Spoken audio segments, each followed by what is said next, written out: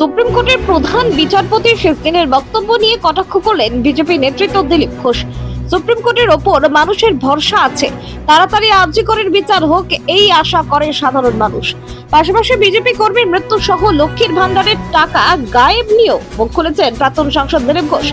উল্লেখ্য 13ই নভেম্বর মেদিনীপুর বিধানসভা কেন্দ্রে উপনির্বাচন, আর সেই উপনির্বাচনকে সামনে রেখে বিজেপি প্রার্থীর হয়ে প্রচারে মেদিনীপুর সদর ব্লকের একসময় মাওধূষিত দেউলডাঙ্গা, কাশিচোরা সহ বিভিন্ন এলাকায় প্রচার সারলেন প্রাক্তন সাংসদ দিলীপ ঘোষ।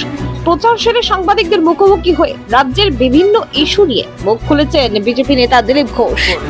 খুনটা তো পশ্চিমবাংলায় কোনো ঘটনা নয়, আর ধর্ষণটাও, বিরোধীদের মারা, মহিলাদের অত্যাচার করা, এটা প্রতিনিয়ত কোনো একটা লোক তার জন্য সাজা পায় না। তো সেই জন্য এই যে রাজনৈতিক হিংসা, বিরোধীদেরকে আর লড়াই করে রাজনৈতিকভাবে লড়াই করতে না পেরে তাদেরকে শারীরিক আক্রমণ করা, তাদেরকে মেরে ফেলা, ভয় দেখিয়ে বন্ধ করার চেষ্টা, সেটাই জেলায় জেলায় চলছে। তাই সাউথ স্টেশনে যে আমাদের কার্যকর্তার মার্ডার হয়েছে এটাও তাই আছে। সরকার দায়িত্ব আছে, পুলিশ ইনকোয়ারি করুক, দোষীকে সাজা দিক। আরজিকর মামলায় ট্রোল হয়েছিলেন প্রধান বিচারপতি, কিন্তু তার বিদায় বেলায় বললেন তিনি স্যাটিসফাই তার কাজে, কি বলবেন? কিন্তু ওনার কাজে তো সাধারণ মানুষ স্যাটিসফাইড নয়। ওনাকে তো কেউ বলেনি এসে আপনি কেসটা নিন, কেউ সুপ্রিম কোর্টে যায়ও নি, মানুষ তো আন্দোলন করছিল। আর হাইকোর্টে কেস চলছিল, এখানকার লোক তাতেই স্যাটিসফাইড ছিল।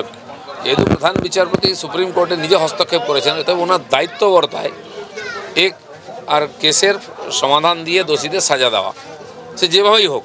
উনি রিটায়ার্ড করে গেলেন, কিন্তু সুপ্রিম কোর্ট থাকবে, তার ব্যবস্থা থাকবে। মানুষের এখনও আস্থা আছে সুপ্রিম কোর্টের উপরে, আর তারা, আমরা আশা করি জাস্টিস পাবো, কিন্তু এটা তাড়াতাড়ি হওয়া উচিত।